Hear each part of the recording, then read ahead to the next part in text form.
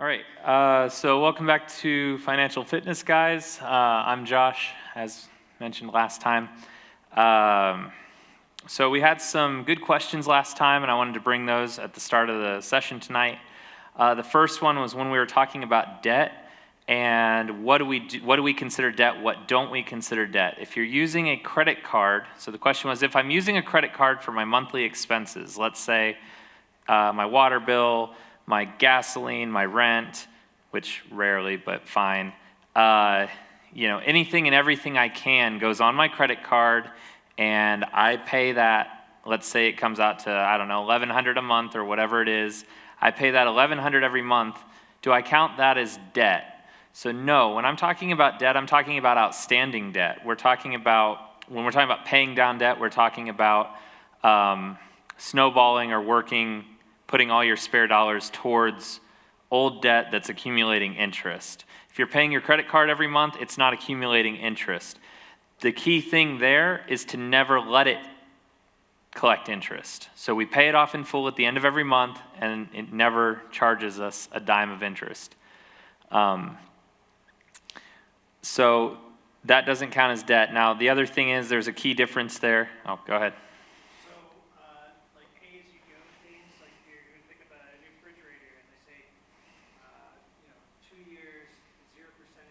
Mm-hmm. Because you're making payments on it, but there's no accumulating interest to that payment, is that considered an outstanding debt? Because it goes beyond 1 month?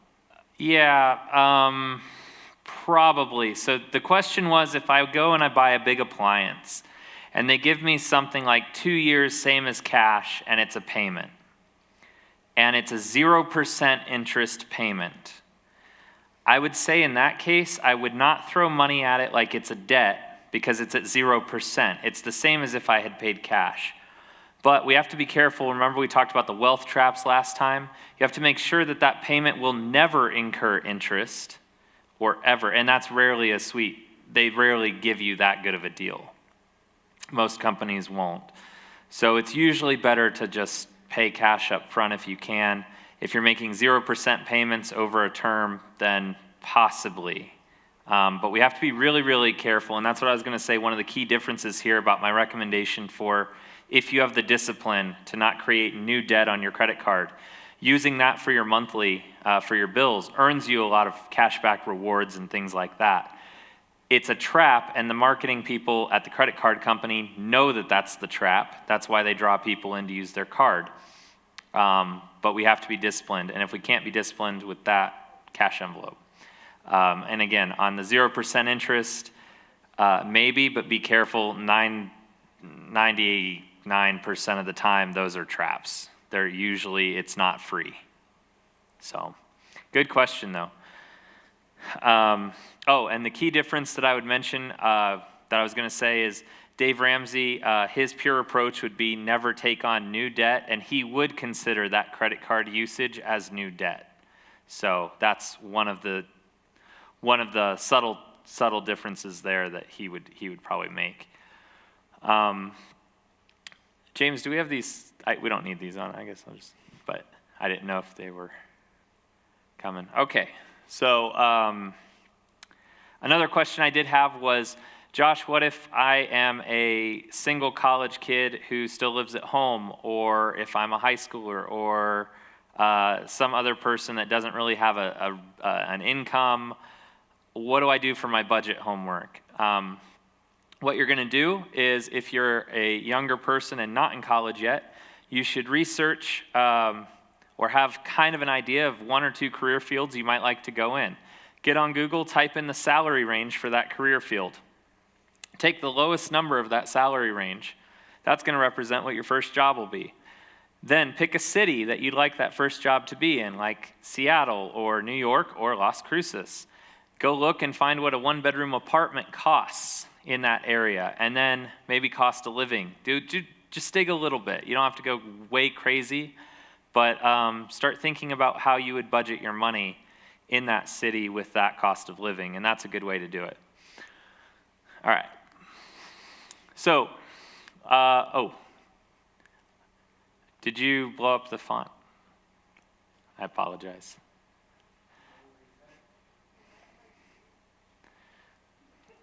Yeah, I can't read that. Not quite. So the first thing while he's doing that is that money is amoral, guys. That means it's not good, it's not evil. There's absolutely nothing about money itself that's evil. Having wealth is not evil. Being poor is not good or evil.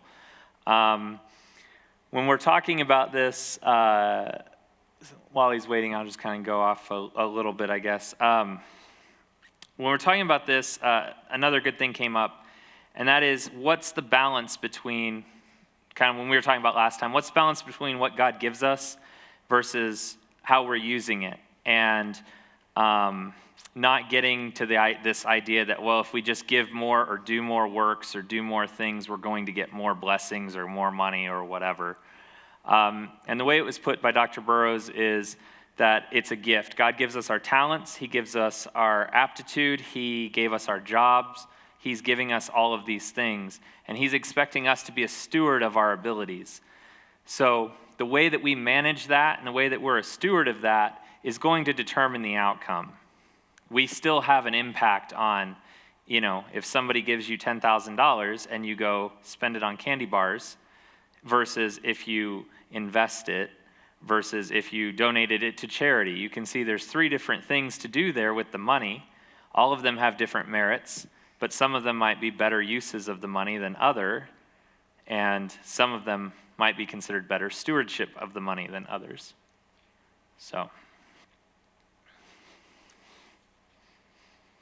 I apologize, guys. We've had, it's on me, not James, on the technical stuff tonight.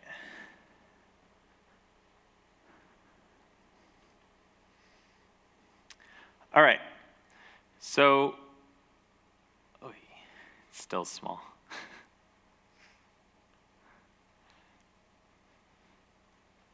Sorry.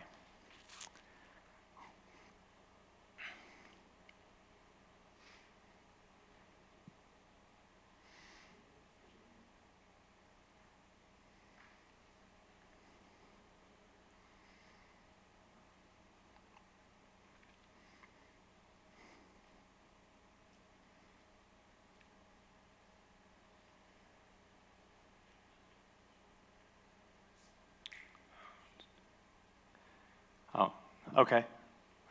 All right. So what we can do is we can actually build wealth without feeling guilty and without loving money, right? This whole idea is a lot of people will say that the Bible says that money is the root of all evil. I've seen it on trivia shows. I've seen it all over the place.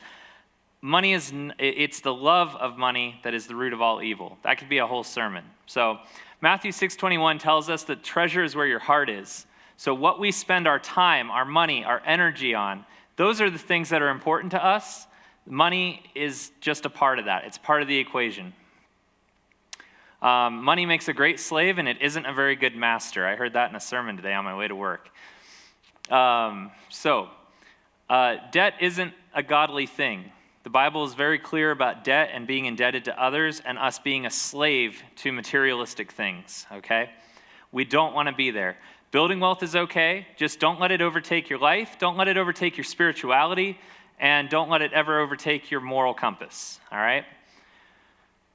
Wealth is also a means to an end. We're trying to get to that financial freedom where we don't live in bondage to debt. Just not having the stress of finances, not worrying where your next meal's coming from, not worrying about how you're going to get gas in to even take your family camping for a weekend or something. Those are the places that we want to get. Dalton missed that.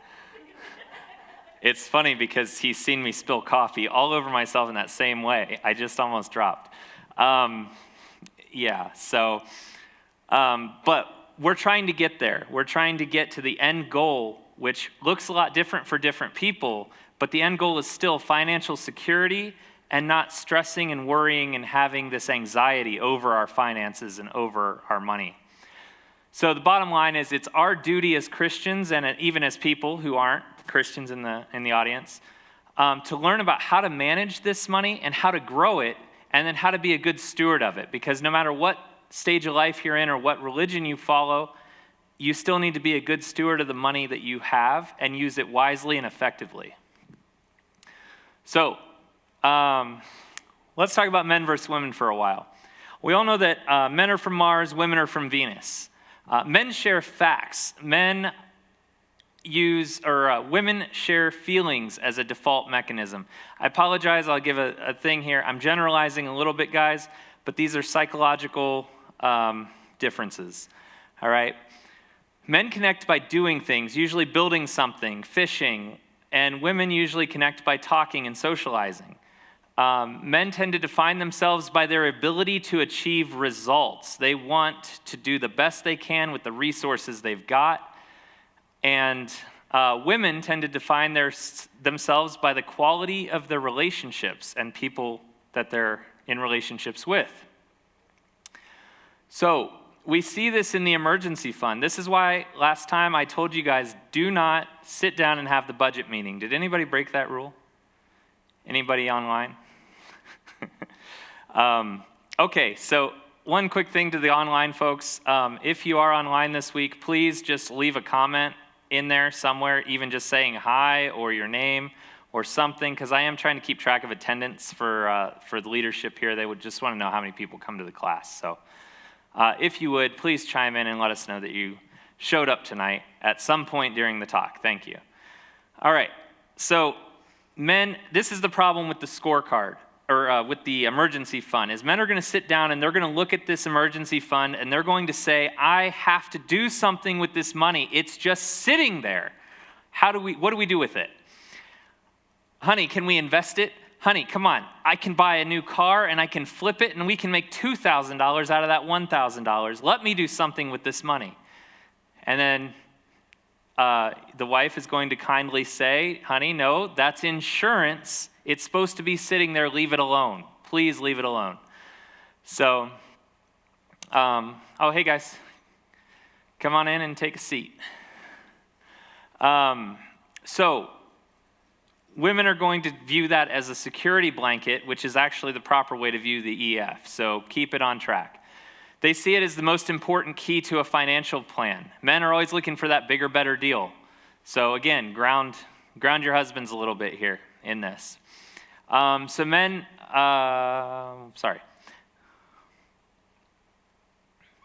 So the number one cause of divorce, anybody want to guess? I see a smile. What is it? Finances, money.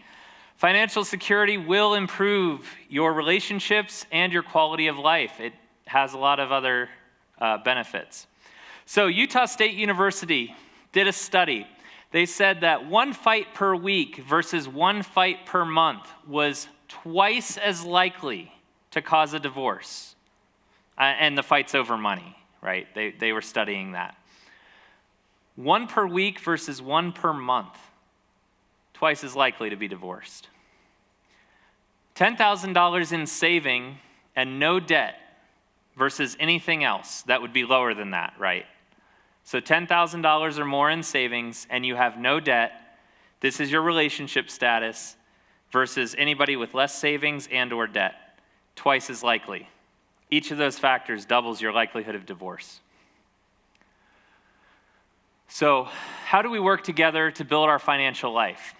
So first one is obviously financial discipline. I've been harping on that a lot. We're trying to change the way we think about things. Interesting story that Dave Ramsey usually pulls out here. He talks about Belgian horses. He says a Belgian horse can pull 8,000 pounds on its own. You put two Belgian horses together, how much can they pull? Anybody good at math? 16,000 pounds. Actually, it's 24. They do better than what they should individually. 24,000 pounds. If you train them for just 6 weeks while they're equally yoked, they can pull up to 32,000 pounds together, which is the equivalent of 4 of them. So that's what we call in the military a force multiplier. So having unity and having someone else is a force multiplier. When you guys work together, you're working in tandem and you're working for a common goal, you're going to do better and you're going to outperform anything you could have done individually. Isn't that really cool that that's kind of how our relationship with God is? All right. So this is why the unity in the finances is so important. So we want to work together with our spouse. If you're not married yet, keep your finances separate. If you're dating, finances separate. I have horror stories. I'll share them anytime with you guys after church or after this. I won't go into all of them now. It doesn't go well when you're not married and you're combining finances. So I also hear this one, but Josh, my spouse doesn't want to follow this plan. They don't want to do this. All right. Well, when they don't want to get debt-free or they don't want to do these things, talk to them about why you're getting debt-free. Tell them about why this is so beneficial. Rather than what you want them to do, why you want them to do it, and what your goals are going to be. So we're going to talk about the budget meeting, all right? Here's how we do this when we have a spouse, I'll say, or a significant other. Although your finances shouldn't be combined, you guys should still be talking about money before you're married. So we're going to have a budget committee meeting. Every single dollar is going to be assigned. We're going to meet once a month at minimum. If you guys need to meet a little more, that's fine. But sitting down once a month with your spouse is fine. This is not the Vatican waiting for a puff of smoke, right? This is a quick 30-minute thing, all right? So what we're going to generally do too, it's 30 minutes max, and there's usually one nerd in the group. There's one person that loves numbers. Gender doesn't matter here. It's usually there's a nerd, and there's someone that's a little more passive. So what we're going to do is the nerd is going to go. They're going to sit down with the bills. They're going to sit there and type them all out, and then pull the lever, and then the computer screen's going to go over, and then they're going to type some more. Then they're going to hit print. They're going to sit down with you, and they're going to be excited. Honey, I balanced our budget. We're at net zero. Everything's perfect. Stamp on it, and we can go away. That's it. No. Let the nerd do their thing. Let them hit print. But number one thing here is the nerd is going to slip it over to their significant other. The significant other is going to look at it. They're not going to say everything's okay. They're actually going to make changes. It's a requirement. You cannot just let the first draft go. Make a few changes. It's important that you're both involved, you're both emotionally invested, and that you both care about this. All right, remember I talked about last time, if you're emotionally invested in something, you're going to get it done. So to reiterate that, the free spirit, the one that's, okay, whatever it is, cool, you show up at the meeting and then change a few things after the nerd deals with it. No whatever you want to do's, none of that. Be interactive. And it doesn't have to be an argument, the changes, guys. It just have a voice in it. And if you think something is wrong or that you guys are spending in a wrong way, definitely voice it and discuss it. We're going to talk about that a little more in a sec. Final rule, the budget must balance. We are not the House of Congress. No negatives. Hey, I got laughs this time. All right, so let's talk about the singles who enjoy long walks on the budget. 50% of single-parent homes are at or near poverty line. Remember we talked about the Belgian horses? Okay, there's something that's called time poverty. You only have 24 hours in the day, and married couples have twice as many hours in the day to be earning and doing things and supporting the household. Okay, that's a huge reason why this stat is true. Singles have obviously half the amount of time. They also face more fatigue. If they feel like they're working 12 hours a day, every day, all the time, they're going to fatigue out and burn out a lot more than someone who might be working that same schedule but comes home to an encouraging home. This is also really common in high-stress situations where we're going to spend more than we want to spend. Okay, I have seen this many, many times with people that I've worked with and lived, family and people that I know. Especially really, really poor people who work a lot. They're going to come home and they're going to just be like, oh, I just had such this awful day. And, my budget every month is only $20 for something. But, I'm just going to order this infomercial item. Like, I'm going to order some makeup or I'm going to order this. I need to treat myself. And I've worked so hard, I deserve it, right? When you leave this class, I deserve it is out of your vocabulary, all right? So that's one of those traps. It's okay to have a luxury fund, and that's in the budget, and we stick to that. And we make educated decisions. We don't do impulse buys, and we don't just go, oh, I'm going to treat myself today. Think through your purchases, because that's how they rack up and you get off your budget. Loneliness is another big factor for singles, because when you go home, your house might be empty, or you've got really smelly roommates, whichever it might be. Yeah, I'm talking to you, Jeremy. I know your daughter is smelly. But so when we have that loneliness factor, we're going to go out more. We're going to go to the movies. We're going to just go out to dinner more. We're going to go find things to do that are out with other people. And when we're not at work, we're spending money. When we're not at home, we're usually spending money. So that's where a lot of single people tend to fall into that trap a little more easily than married people. So if you're single, we want to find what's called a human accountability partner. This means somebody who's going to challenge you a little bit. Not the person who you call up and say, oh, I got these really awesome new skirts. Aren't these all really cute? And I only spent $100. I saved $50 though. They're not going to be the one complimenting you. They're going to ask you, hey, was that in your budget?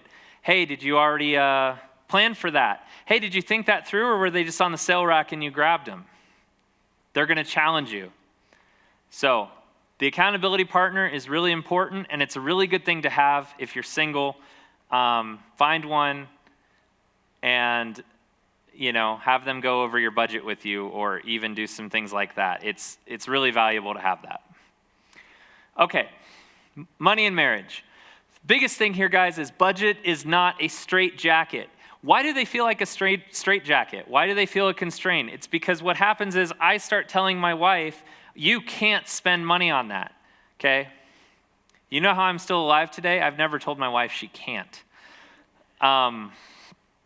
But instead, we're going to have those shared goals, but we get to decide where our money goes as a team. So we can set our budget to either be grilled cheese and water, or we can set it for steak dinners. We get to decide, so why is it a straitjacket? We're imposing our own discipline on ourselves. That's what I'm getting at, right? So change your thinking on that. You're the one controlling your money, and yeah, to hit your goals, you might have to be a little more austere, but that doesn't mean that you have to feel like you're limiting yourself. So, all right. Budgets historically have been used to control each other, like it's not in the budget, right? Honey, it's not in the budget. But because they're set together at our budget meeting, that goes out the window. That's not going to be brought up anymore. Honey, it's not in the budget. Sure, fine, bring it up a little bit. But if you guys budgeted for the luxury fund, the question shouldn't be, honey, it's not in the budget. It should be, well, is this what we're going to spend that money on, or should we spend it on something else? Do we want or need this, or is there something else? So see how the focus shifts there. It's not beating them over the head with the budget. That doesn't lead to a lot of success, because that leads to fights. And what we don't want are more fights, because people who fight once a week over money are twice as likely to get divorced as those who fight once a month. See how the stats can keep rolling for something else? Okay. So also remember, guys, our budgets can adjust over time. When we pay off debts, our budgets might expand slightly. When we earn more money on the side or take more hours at work, get some overtime consistently, there are ways to expand our budgets a little bit over time. Our quality of life can increase over time. So I've got a story here that I'm going to get to. I'll talk about this actually next. So in the marriage scenario, it's you two versus the world. It's not adversarial. You guys signed up to be a couple, to be one unit, all right? So don't be adversarial. There's going to be disagreements. Work through them. It's okay. And remember, at the end of the day, it's you guys' budget against all the other wealth traps, temptations, and things out there. And then ultimately, it's God, spouse, everything else, all right? So I'm going to tell you guys a story about this budget creep that I'm talking about, okay? And you guys can decide if you think it's a good thing or a bad thing.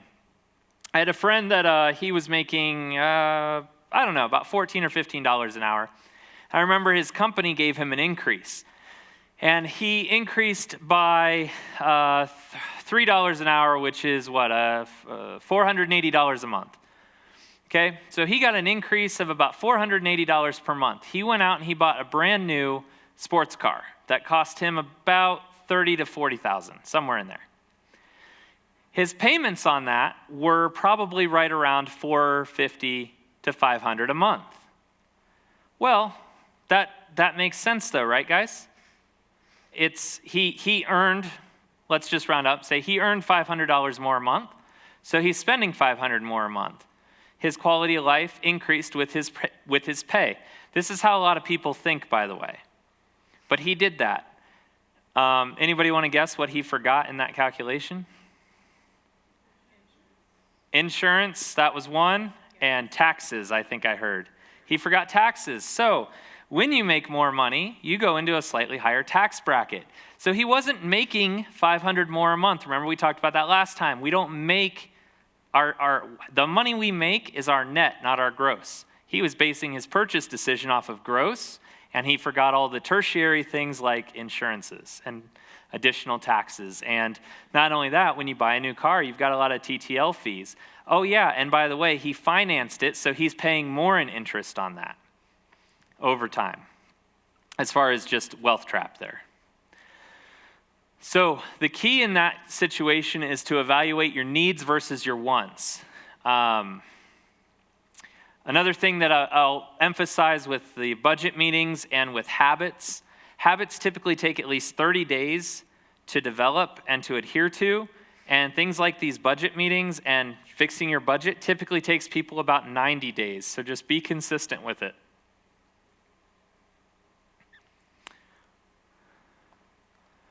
Okay. So we're going to talk about kids and money. Proverbs 22:6 says, "Bring up your children in the way they should go, and when they are older, they will not depart from it." So that means it's our responsibility to teach our kids. It's ours. Not the government, not the school, not your next door neighbor, not your babysitter. It's our responsibility. And I can tell you guys, actually, raise a hand. Anybody in here or in the audience online ever take a finance class in school? I had 2. It's not taught very often, and it's probably not taught that in depth, if I had to bet. I'm getting head shakes no. So this stuff that we're learning in this course isn't really taught. I don't want to say it's not common knowledge, but it's not taught. You have to look for it. So parents, we want to be teaching our kids. We need to teach kids how to deal with money, how to manage money, how to allocate what they're making. We want to put our kids on commission, not allowance. Allowances are kid just sitting there waiting for a payday. Commission, they're working for it. They're doing something. They understand the ethic of I work for it, I get money. Dave Ramsey does have some Financial Peace Junior stuff that's pretty good. I've seen a little bit of it. So if you want some extra growth aids for your kids, that's a place to look. Another one for especially smaller kids, guys, a trick that I would say is you can use clear plastic jars and you let them watch them fill up as they're earning money. And you can have them do it kind of like an envelope system if this is their goal, like, hey, I want to earn money to buy that PlayStation 4 or a game or something. This is your PlayStation 4 can, and when it gets high enough, we can go buy it. That's a good segue for the toy store dilemma. You go into the toy store, and little Jimmy's been working, and he's been mowing the rock yards of Las Cruces all summer long, and he's earned 45 cents.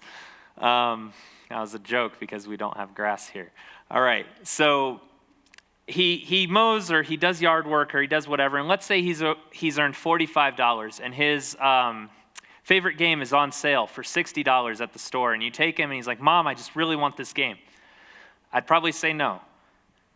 And why I would say no is, look, you're short, you don't have enough, you got to go work more. Well, Mom, I'm not going to grow any faster. Sorry. So, anyway, you tell little Johnny no in that case. Now, let's say the next scenario. We don't want to go overboard. Let's say he earned $60 and he knew the new Fortnite game was $60. Mom, I'm all excited. Can we go get Fortnite? Yeah. Well, what happens at the cash register? Tax, $66 or 60, whatever it ends up being. So when it comes out to $66, come on, you can pitch in, you can cover. They get the point there at that point. They earned the thing. Now maybe when they're older, okay, you can hit them a little with that. But be reasonable with this, guys. The whole idea is that the kid earned their money and they bought what they had a goal, they set a goal, they earned it, and they went and paid cash for it. That's what you want to teach. Also, teens and credit cards. A lot of people say, I'm going to give my teen a credit card because I want them to learn how to be responsible with money. Well, you guys remember those graphs I showed you last time. What does compound interest do? It grows extremely powerfully and extremely rapidly for you. So if we start a kid off in debt at 12% or 18% or 24%, whatever that credit card interest rate is, do you think we're setting our child up for success or extreme failure? Extreme failure. So we don't want them starting off with that big negative. They need to understand. Now, if you want to have a really small credit limit and you want to work with them in a very disciplined way, controlled way, fine. I would actually recommend that's probably okay. But you're better off probably using cash, possibly debit cards, or limited finite resources, such as a very tight cap on that credit card if you're going to do that.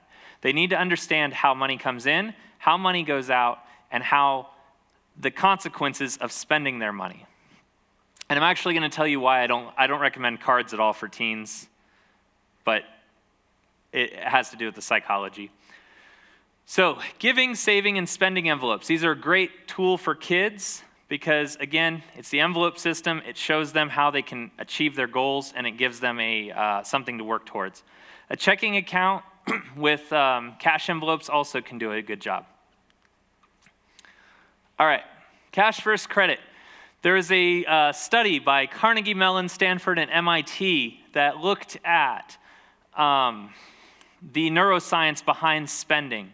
And they found that the pain receptors in your brain lit up like a Christmas tree when you gave money. Does that mean that we feel like we're having a heart attack every time we spend cash money?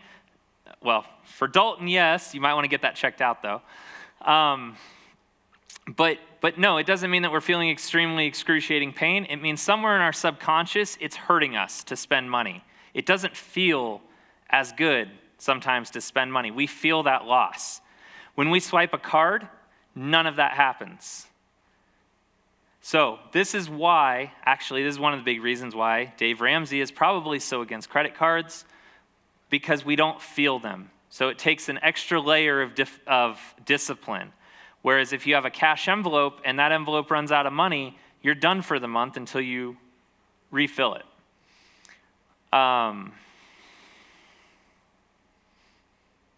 Also, having the cash helps you to be a little more passionate. So once it's out, and when it's gone, and you learn that lesson pretty quick. Okay, so let's talk about the envelope system. We talked about it last time. This is a really, really good budgeting tool, and we want to learn how to get away from our credit cards, how to get away even from our debit cards, because those count as plastic too. We don't really feel the debit card. So the envelope system is one of the ways to do it. So we grab the budget sheet and we look at that, and that kind of gives us an idea. This is just an example of maybe you have 4 or 5 envelopes. Guys, we don't necessarily want 20 envelopes. That's a lot of stuffing every month or every paycheck. We don't need a ton. Do broad strokes things. Things that you know you have a problem with too, especially. Like you may not need a rent envelope because you know that comes out every month and it's auto-deducted or whatever. You write a check for it. That's not one of your problems. But if eating out's your problem, do an eating out envelope. It'll help. So anything that's auto-charged, maybe not. If it's brick and mortar or something, or even your online spending, guys, we want to keep track of that online spending. That's another really dangerous one. I'm going to talk about that a lot later in one of the later sessions, but there's a lot of psychology with marketing and spending, and those little one-click buys are really, really convenient, and it can get away from us, and it can get away from our budget very rapidly. So if you have an online spending issue, do a envelope for online spending, and when you click buy for $100, you pull $100 out of that envelope and you put it somewhere, like in your bank account. All right.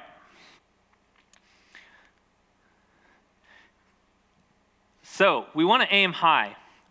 All heard the old adage, if you aim at nothing, you're sure going to hit it. So we want to tell our money what to do rather than wondering where it all went. So that's the whole reason of the budget, right? I'm trying to reiterate. You guys notice the theme. So we want to shape our knowledge and our behavior on the topic. You guys are trying to shape your knowledge because you're here. You're learning. 20% of all the stuff I'm teaching you, I told you guys, a lot of the stuff's common sense. The math is actually not hard. Most 6th or 8th graders can actually do a budget. That's not the hard part, but it's actually sticking to it. Most of the mistakes that are made, all right, I'm going to challenge you all. The mistakes that you're making with your budget are probably due to laziness and oversight. Those are the two common things that I see. So, laziness, things like I don't want to have a budget meeting every month, or I don't want to worry about writing it out, or, let's just get pizza tonight even though we meal prepped for the week. I got a lot of laughs with that one. So it's those kinds of things, guys. Those are the things that are little acts of laziness, but they can add to a much bigger impact on your budget, especially over a long time. And then another one can be oversight. You guys remember that free trial you signed up for that was a 2-month free trial, and you get your credit card, and you may not even notice it for a couple months. And then a couple months later, maybe your spouse picks up the credit card bill, and they go, hey, this has been like $80 higher every month. Why? And you're like, oh, I don't know, because I'm the free spirit. Well, the nerd just caught the error. So the nerd's going to sit down and go through every line item on that credit card for the month, probably with you, and say, hey, I'm not judging you, but what's this? Comcast is adding an extra $80 a month. Well, it was a free trial that turned into a not free trial or something. Those kinds of things happen a lot. That's oversight. So make sure we cancel the free trials, cancel the recurring payments if it's not a product you buy and use. And if it is a product you buy and use and it just auto charges every month, maybe you want to put it under a microscope and decide if it's a want or a need if you're trying to free up money in your income or in your budget. So stick with the budget. The challenge here from this class is 90 days. Stick with your budget for 90 days. Meet once a month, go over it, stick to it, 90 days. After that, if it's not working for you, I would say still try and stick with it, but go listen to somebody else. Because what I'm telling you must not be working. But seriously, work on your budget, try to stick to it, and after 90 days, it'll be a habit, and it'll just come naturally. All right. So these are some of the common budgeting mistakes. Unrealistic goals and the budget. Like, honey, can we get a private jet, please? Well, that's not a conversation most of us get to have. Guessing at monthly costs. Well, it's about this much. Assigning budget by paycheck. That can be good, but some people do it paycheck to paycheck, every 2 weeks instead of every month. I don't recommend doing that. Here's why. When does rent come out? First of the month. Well, if you get paid every 2 weeks, that means your first paycheck is probably significantly reduced by half if you're at the 25% mark that I was telling you about, right? So if our net pay is every 2 weeks, 25% of that would be 1 week's pay. So if our rent is 1 week's pay, that's half of our first check. We might not be able to live on groceries and the insurance, the car insurance that's coming out this month, and anything else that your Netflix subscription, whatever else that comes out at the first of the month may not leave much left for food or other things. This is why we want to do it by month. This is also why it's so important to have that emergency fund, because we've got a slight rolling amount of buffer for that kind of stuff. All right, so forgetting expenditures, expense tracking, I'll talk about that. There's quite a few really good apps out there that can help you with budgeting and expense tracking. Your banks usually have one. Your credit card obviously will itemize everything. But beyond that, there's actually things that'll take it and break it down into data, and they'll tell you by category how many chalupas you bought that month. May not be quite that specific, but it'll tell you how many times you ate out. So the whole point, remember, of baby step 1 is to get that emergency fund rolling. It's a lot for this kind of stuff, is so that we have a little bit of wiggle room here. All right, we'll keep going. So forgetting to budget certain items, that's just oversight. Not working as a team, that's a bad thing. We need to work as a team. No luxury expenses. I have an asterisk there. Why do I have an asterisk there? Oh, because we don't just treat ourselves, but I would say we do need luxury expenses built in. Not while we're doing BS1. We're in full-on gazelle saving mode for that first $1,000. But after that, you have to, human psychology, because remember I was talking, we tend to make worse financial decisions when we have absolutely nothing that we do that's fun or enjoyable or anything. So I would argue, especially as Americans, we have that ingrained in our culture, but I would say do some luxury fund. It was in the budgets. I put it in there for you guys. It's usually on the order of 5 or 10% a month. Obviously, when we've got big debts and things like that, we want to limit these, but we need to have a little bit. I think that's a budgeting mistake, though, because it puts you in bad psychology when you don't have any luxury at all. You guys can argue with me about that if you want, and you might be right. Confusing wants as needs. So we haven't talked a ton about wants and needs yet, but confusing those two can be a big problem. Assuming that the budget each month is static, not having a budget, and then 4 walls first. So the 4 walls first means that no matter what, we have to have all 4 walls taken care of. That's our house and our food, pretty much. So we're not homeless and we're not starving. Those are our true needs in day-to-day life. Outside of that, everything else could wait. All right, so we want to be the example. We don't want to be one of those Christians that can't pay our bills. We want to be an example and a witness to others. We're already rich in joy, and we want people to see that, and we don't want to be completely financially broke either. So one thing that I'll talk about here is God gives us what we have competency for. If I used this example last time, but I talked about your 16-year-old. You're not going to go buy your 16-year-old son a brand new Dodge Hellcat, even if you have the money for it. If you love your son, you're going to buy him a nice hybrid Prius or something. Because the Hellcat, they're going to go out and they're going to wreck it and possibly kill themselves or others in the process. If you love them, you're probably not going to do that for them. You need to understand, or you need to see that they're competent enough before they can do more. I believe God does the same thing with us in finance and how we're stewards of things. When we're better stewards, I think He'll give us more. Not prosperity gospel. All right, so how do we improve? It's mentality makeover, and we need to seek wisdom from people maybe who know more than we do. We need to definitely have that accountability with our spouse or others, and we just always need to ask, where can we get better? How can we do better? And don't let that pride overtake us and say, well, we're doing it the best we possibly can. And I'm going to talk about in session 3, kind of what are like millionaires doing that we're not. Because one of the things that I've always tried to do is I try to learn from people who know more than I do or people who do better than I do. And I go look at what they're doing, break it down, and then try to do it myself. So, crisis living, credit card debt. Do you have big credit card debt? Do you have overdraft fees frequently? Those are telltale signs of crisis living, meaning you are not where you should be. There's an estimated $22.5 billion spent on overdraft fees every year. That's why I'm talking about overdraft so much, guys. That's why I mentioned it last time. That's why I'm talking about it now.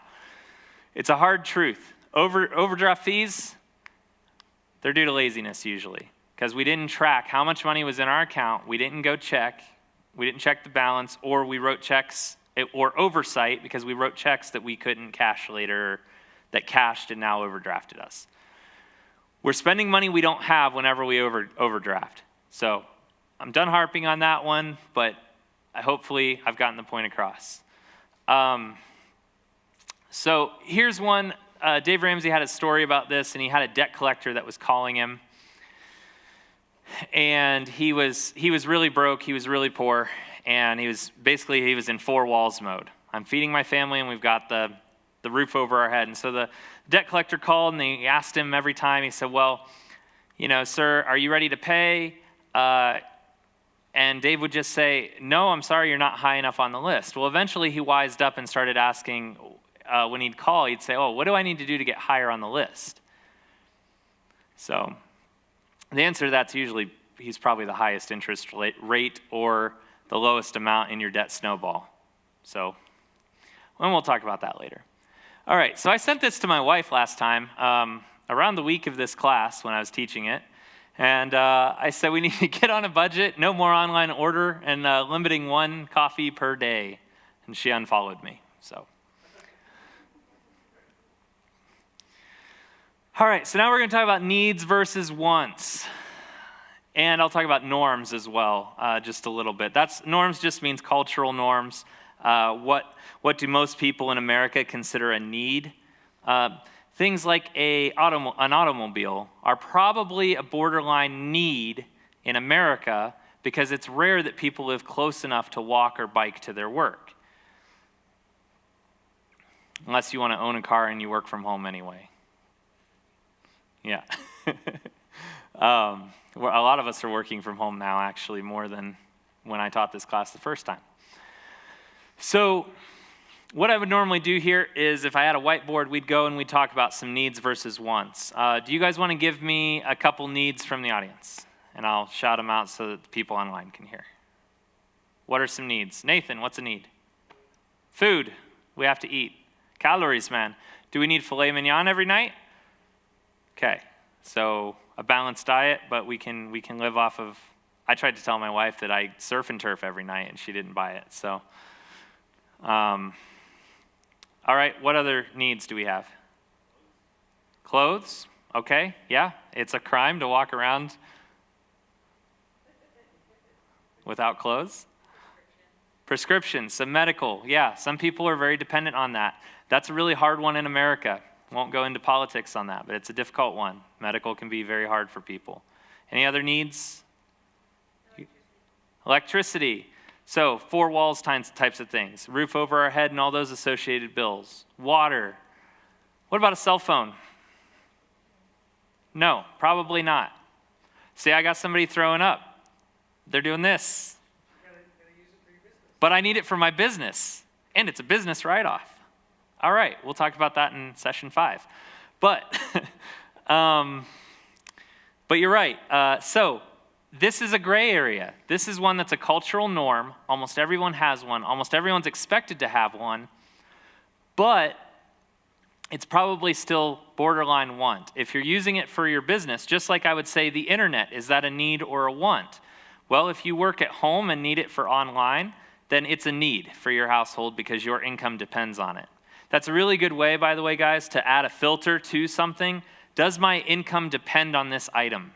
If your income depends on it, it's probably a need or a very, very high want on your list. Okay, so some wants. Things like mani-pedis. I like to use those. Things like, oh, well, I need a car, but I can either buy a junker that gets me A to B, or I can go buy a Hellcat. Question. So insurance on the car, is that baseline, or if you have full coverage, does that fall under the need or the want? Okay, so the car is a need. The question was, does insurance count as a need or a want? And what about basic liability versus full coverage? So I think it would depend on how often you drive. I have some people attending that I know are truck drivers. So I would guarantee that since it's related to their job, what do you think that would be? It'd be a need. And they probably need full coverage, or they probably need some very high level of coverage for their job. just like doctors need malpractice insurance. So that becomes a need. For the average Joe, I think it would depend on what you're driving. It depends on what you stand to lose. So if you are driving a junker A to B, liability with extended coverage, and I'm going to talk about insurances in session 4, so we'll cover this one more extensively. So the answer right now is that it depends, but err on the side of probably spending less than more, especially when we're clawing out of debt. Okay. So one of the common things that is said is live like no one else so that you can live like no one else. What that means is we eat a lot of steamed ramen right now, and then we can drive a lot of steamed Lamborghinis later. That's kind of the idea. But it's this idea that if we live tighter now, we can eventually get to financial freedom later, so we'll be living a life that we want to live later. Okay, so we need to do, I like science. Anybody who knows me, I like science a lot. So we want to become a scientist of our spending. We need determination and intensity to help us climb out of debt. Again, it's mindset. We want to analyze our work-life balance. Okay, remember too, everything isn't just about work. We don't just always go to work 16 hours a day to get ahead. Family is important too. Personal time is important. Decompressing is important. Some of that's because you make worse spending decisions too, which we've talked about. So you need to balance the things that are important in your life. At your funeral, do you want people to go, oh man, that guy was a workaholic? Or do you want to say he was a great Christian, loved his family, and served the community? What's more important to you? Think about what your obituary would read right now. All right. So,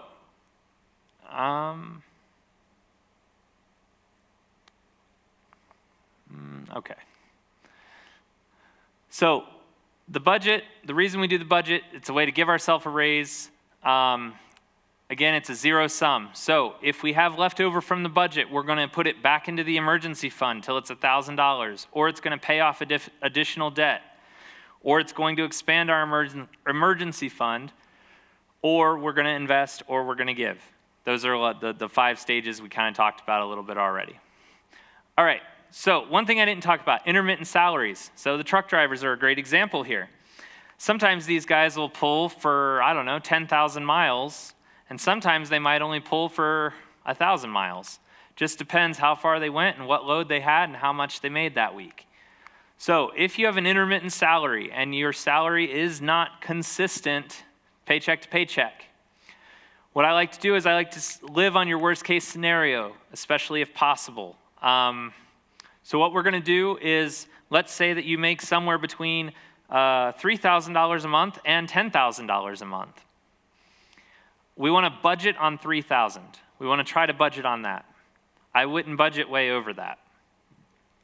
Because what happens when you have a bad 3 or 4 month spell of only $3,000 paychecks? You can fall behind really quickly. And a lot of people I know, they, especially those salespeople, what they'll do is they'll actually put their budget at the 3,000 or 4,000 mark. They'll kind of live at that, and when they hit that 10,000, they just go blow the money. So we don't want to be there either. We want to be disciplined with where we put that extra money. And when we're on an intermittent salary with a good baseline budget, we get that overflow money and we can just put it exactly where we want. And that feels really good to be able to go, okay, I'm going to pay that down. I got an extra $5,000 this month. I'm going to pay that debt. So if you're on an intermittent salary, please, I highly recommend you get a higher emergency fund than the $1,000 limit. You probably need a little more cushion, and you need it sooner than other people. So if you're in baby step 1 where you're heavily in debt and you just need to get that emergency fund built, at least double it and really sit down with yourself or your spouse, if you have a spouse, and talk about how much in the EF you need every month. What is your typical overflow? In the example I just gave where you're ranging from $3,000 to $10,000 a month, I might actually try to get that overflow, that emergency fund at $5,000, maybe even $10,000 pretty rapidly, because that's going to give you guys that coverage that you're going to need for those big swings. Especially, what I like to do is just say, assume it's going to happen for 6 months straight. what would you do? How would you handle it? So your emergency fund should be able to compensate your lowest paycheck for maybe 6 months. Okay, windfalls and pay increases. Windfalls, I got a big inheritance. I won the lottery. Pay increases, the guy that went out and bought the new car because he got a couple extra dollars an hour. So we don't ever want to budget or expect windfalls or pay increases.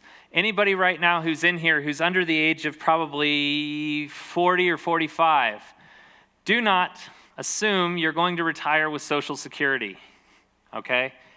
I count that in my budget, in all of my retirement planning. Social Security is going to be a windfall for me if I get it.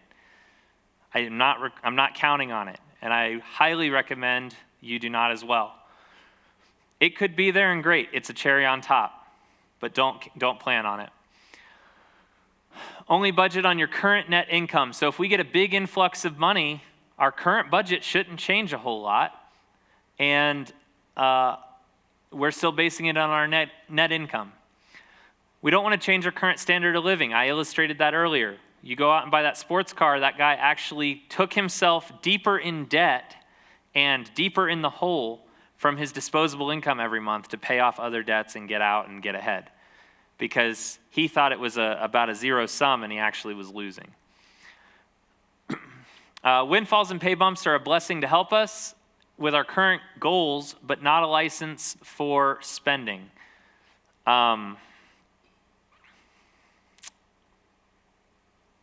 Okay. Oh yeah, so I have an example here that I'll give.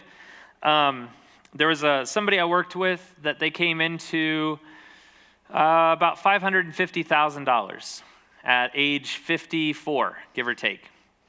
And they came to me and they said, hey, what can I do with this money? And they had a pension. It was their husband who died. And he also had a pension of, I think, a couple thousand a month. So they lived in a trailer. It was paid off.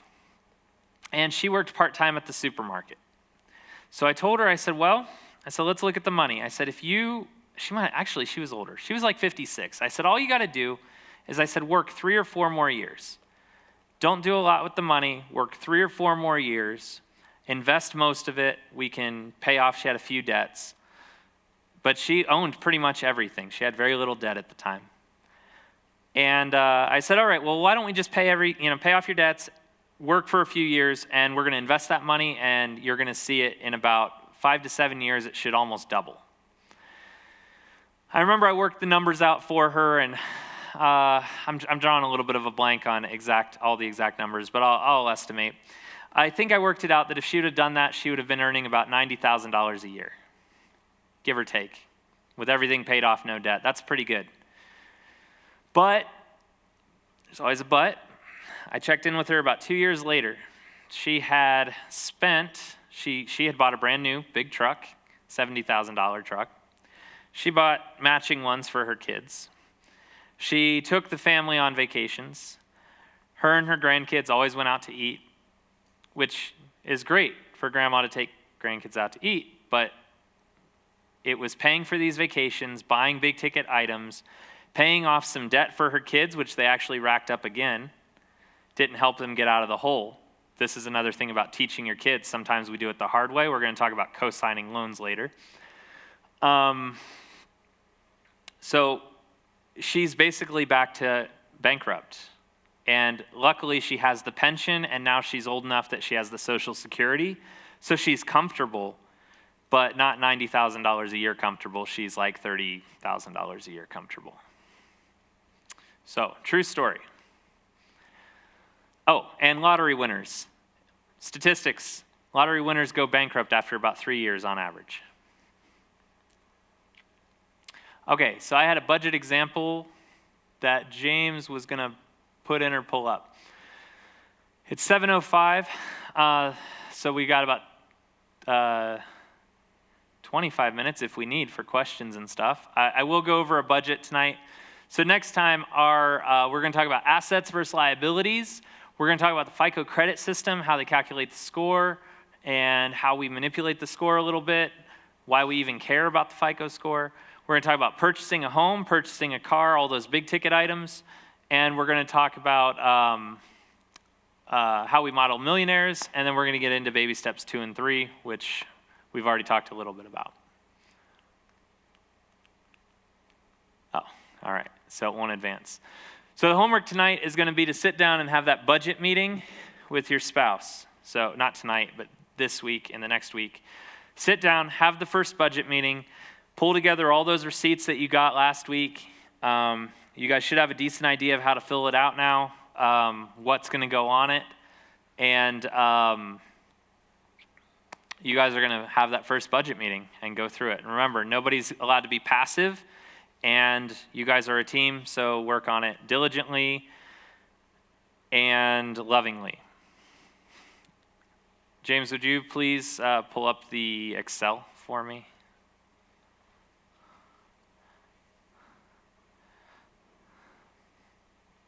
Okay, so this might be a little bit hard to read, so I'll try to go through it. So this is our budget worksheet. What I did is I assumed $46,000 a year income, which is pretty close to the national average, just as an example. And I broke it down based on some of the percentages I had told you guys last week. And I kind of estimated a few things. And I assumed about a 24% effective tax rate. So our net income in this case is about $35,000 a year.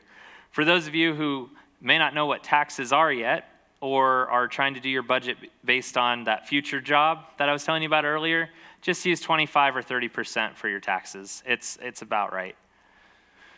All right, so I put 10% into giving and tithing. So our total income for the month is $2,916. So what I did here, I did tithing. So if you're a Christian and you tithe, this is where we do it, 10%.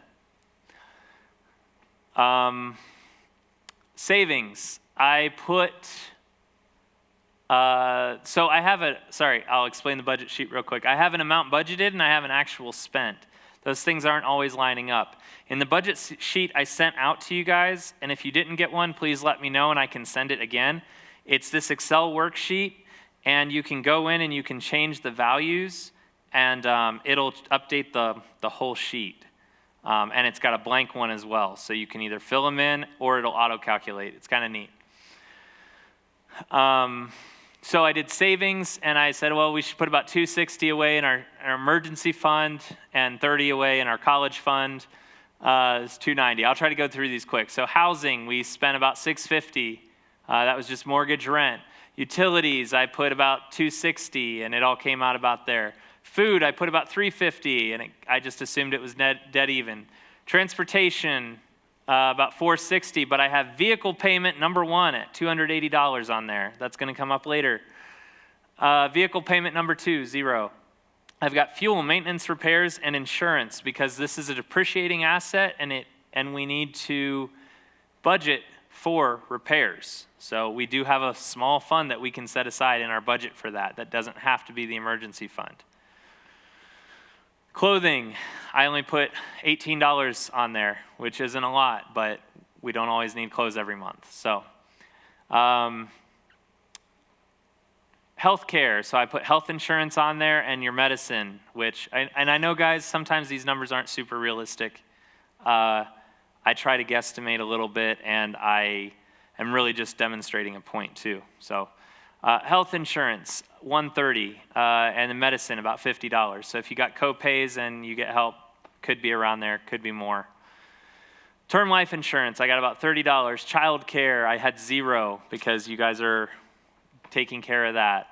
Toiletries, household items, hair care, cosmetics, tuition, school supplies, subscriptions, miscellaneous, and luxury spending. Those are all just things in there. Recreation, I've got a vacation fund, an entertainment fund, and a hobby fund, and that was about $110. And then debt, I've got credit cards and loans. So I just assumed like student loans or something. Credit card of about $240 and loans of about $120. The total spent for that month was $3,153. I had a net balance of negative $236.51. So you guys probably can't read it super well, but what do you think might have been some pitfalls in this budget?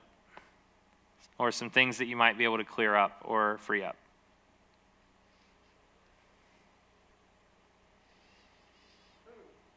Food, okay?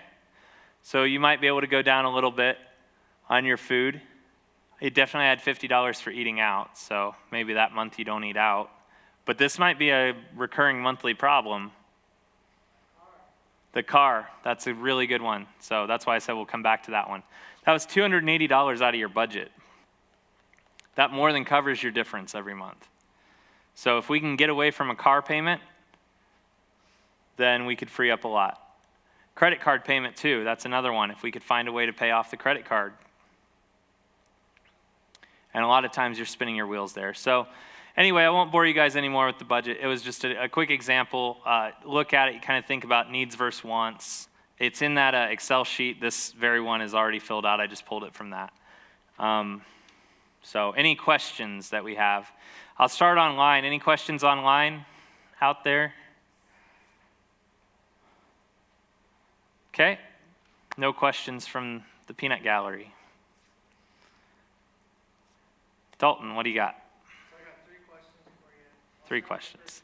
All right. So having kids, and what's a healthy way to start a credit line for them or credit history without getting them a credit card?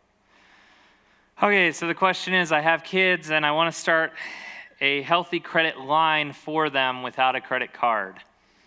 That's difficult to do. You could co-sign a loan, which I don't like. Here's the problem when you're talking about credit history. The FICO score is an I love debt score. It tells you how good you are at getting new debt and paying that debt off. It is important in our society, but it's less important to us if we're doing the right things. So I would probably do a disciplined credit card approach in that case.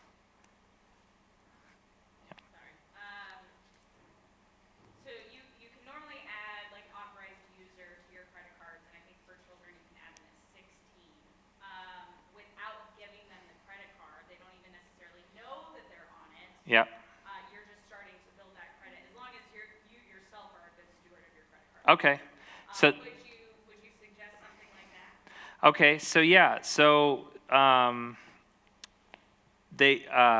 sorry for everyone out there. She said, would you add you can add an authorized user and never tell your kid that you added them, and then as long as you're good at paying off your credit card, they'll build it. That is an option, and if you're disciplined and good at that, yes. You do have to be careful. I just heard a story today, coworker had his girlfriend's daughter ran up tons of debt on her, and she was like 40. She's not a kid. But she ran up a lot of debt on a credit card as an authorized user. And there was nothing she could do about it. You can't contest the charges, so you have to be careful with that. You have to be safe with that, but I would say yes, that's one avenue as well. I think a strict credit limit on their name is probably better for the same reason why I don't like to co-sign loans and things like that. All right, third question, or second question. I'm not good at math. All right, so let's say, what's the issue with taking on more debt to pay off debt? So I owe $5,000 credit card. Yep, refi it, right? Okay, so the question is, what's the problem with taking on more debt to pay off current debt? So the case where you might want to do this, and it's really, really tempting, is let's say right now especially mortgage rates are under 2% or right around. That is phenomenal for our lifetime for a mortgage. Absolutely phenomenal. It's virtually zero interest. It's at or below the rate of inflation. So why would we not just say, hey, we're going to take a second mortgage on our house, or we're going to refi our house, we're going to get that extra $50K of equity or whatever we've paid in our house, and I'm going to take that and I'm going to pay off every single debt I have, and I'm at zero debt now, and all I have is my mortgage at 2%. Who cares? I just erased 24% debt. I erased 12% student loan debt. I erased everything. That's a really good trade. And for a really wise, disciplined person, that's actually a phenomenal trade.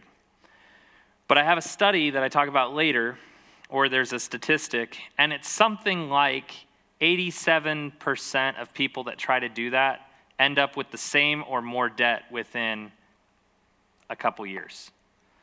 I was going to say a year, but it's probably a couple years. My point with that is, if we say this is a Band-Aid fix, we're not addressing the deeper problem. The deeper problem is our desire to go spend money and our lack of discipline with spending money. We don't make good decisions. We don't analyze things. We don't use opportunity cost and ROI. See, I promised I'd work that in somewhere every session. We don't use those things to analyze our decisions, and so our decision making is still poor, even though we knocked out all that debt with a mathematically advantageous formula. So the answer is yes. If you could do that, start from scratch, and be extremely dedicated and disciplined in it, yes, that would work for you. For most people, it's really dangerous to do, and they just end up with more credit card debt. Third question. All right, so if you're approaching, like the example of the lady towards retirement, and you have a set income, what's to keep her from buying a new house, buying a car,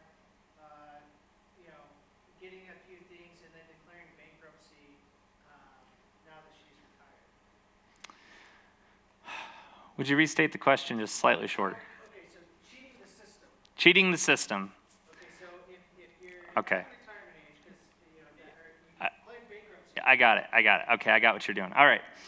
So the question's about, let's say I'm really old, I'm about to retire, and I know that I can go rack up tons of debt and then declare bankruptcy. Well, the first thing is bankruptcy normally doesn't just magically waive away all your debt. It does some debt, and certain debts are still maintained. So things like her house probably aren't waived. She'll just lose her house. Car, they might repo the car. So there are consequences anyway from a lot of that debt, but you're right, you can game the system. And there are certain ways to game bankruptcy. Big corporations do it sometimes, pretty frequently actually. And there are ways that individuals can do it. In this class, I will tell you that I believe it's sinful and unethical to do that. If we take a debt that we don't intend to pay back, it's sinful. And so I would say absolutely do not do that ever. It's an ethics issue. So I think that's, yeah. Other questions? John, Caleb? Anything?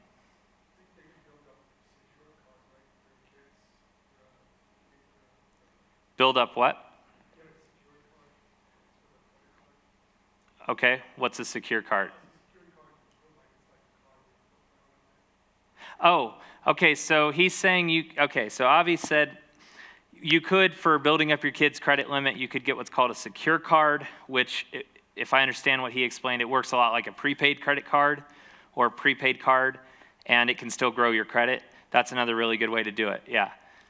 So there are some ways to do it where you really filter the kid and really discipline, or micromanage is the better word, where you micromanage them a bit with it, just so they understand the concepts and stick to them. But other questions or comments? Going once. Yes, sir. Well, just going back to co-signing and whatnot. Yep. I've done that for our kids. Yep. To kind of help them get started. Mm-hmm. That's because my dad did it for me. Yep. And I understand, there's negatives on that too. We try to keep it a pretty reasonable amount. I guess what I'd like is something tangible. Let's say it doesn't work out, or something can be sold. Compared to a credit card, it's $500, $1,000 worth of this and that. There's no asset to sell. If they buy a car and things just don't work out, lose a job, and then turn around and sell the car. Sure. I think you're right. I think the trick is have a system, all things in moderation. Yes. So the comment was, well, for my kids, I like to co-sign things that are a reasonable amount, that usually have an asset class attached to them, like a car, maybe a home, maybe something like that. And where if they default, I'm not completely on the line for it. We can just sell it and be done with it. Yeah. What I would say with cosign, the rule of thumb I will use with cosign, or what I will wholeheartedly recommend, is the same rule of thumb I use when I talk about loaning money to anybody. I don't loan money to anybody that I couldn't afford to lose. So if a friend of mine comes and says, hey, I need $500 this month to get by, and I say, well, I'm sorry, if I give you that money, we don't eat or we don't pay our mortgage. I cannot afford to lose that. Even if I have the extra $500 this month, but I was planning on using that money to either pay off some debt, or maybe that was my vacation fund or something that I was trying to work toward, I'm going to be pretty mad if I don't get that money back to go on my vacation that I worked hard for, right? So, and what are you going to do? You're just going to resent your friend. You're going to, miss out on that money. It leads to a bad circumstance. So if you give the money willingly and freely and say, look, I don't mind losing that. So if you co-sign for a car and it's $15,000 and you could afford that, to lose that altogether, then do it out of love and that's fine. Bless them. But be careful and just make sure that they're paying for, try to encourage them to be doing the right things with it, obviously. But it's a safety net for the asset. But usually if you're having to co-sign something, it's because they don't think the person buying it can afford it. So there's a little give and take on that too. The system is telling you they shouldn't be buying this. And you're saying, oh, it's okay, I'll secure it. So there's a little bit of give and take there. Use some wisdom, lots of wisdom, and don't co-sign something you couldn't afford to lose. Fair? Fair compromise? I guess here's the thing. No, go ahead. Go ahead. We got... I think I'm Okay. No, I intentionally built in a lot of time for this kind of thing, back and forth. Go ahead. What about spouse co-sign stuff? Okay, spouse co-sign, that's different. You guys are one flesh. There's no co-signing as a spouse. You guys have to do what's best for you. Student loan cosigns, so you're investing in their future so that they can turn around and have a career. All right, student loans, man. All right, you're getting me here. All right, so student loan. Yes, there's a right way to do college. I'll talk about that. So like, he co-signed on one of my student loans. Yeah, sure. So like, obviously. Yeah, and he's investing in you, and you guys agreed as a couple that you want to take that debt on because you think the return on investment is worth it. And I'm going to talk a lot more about the college decision session 4. And I'll cover it in depth there on how, and that'll give you a little more insight into when and why you would do that. But yeah, so I think if you're co-signing student loan for your spouse, the decision to go to school, I still would always recommend try to pay cash for school, obviously. But if you're going to student loan it, then there are certain things you need to be aware of and need to make sure you're doing. And I have lots of one major horror story with that one, somebody I worked with. Other questions? Rebecca, you got any? No? Oh. How do you get out of student loan debt? Pay more than you owe back every month. So if you're so one of the ways anyone will get you, actually, here's a great example. I just had a credit card payment this month, and I had put some travel stuff on there, and so my credit card bill was a little higher this month. My minimum payment for that credit card bill was $6. I guarantee you the amount that I owed to pay it all off was well over $6. $6 is all they wanted me to pay. If I paid $6 a month, that debt would grow on me. After a year, I would owe 12% times. After a year, I would owe at least, if it's, I'm not sure, they do it every month, right? Credit cards, interest, compounds every month. So if they compounded every month, it would be almost 3 times as high after a year. At least twice. It would over double. So that's nuts. That's nuts to me. So paying that minimum payment never gets you there. You got to be really careful about forbearance periods with student loan debts, and you have to be really careful about all that's forbearance at the end, and income-based repayment, because you'll spin your wheels a lot of times. There's one hope there, and that is, for some people, it really is. They owe so much.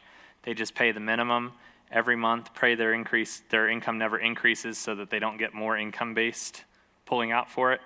They wait for 20 or 30 years, and then it goes away.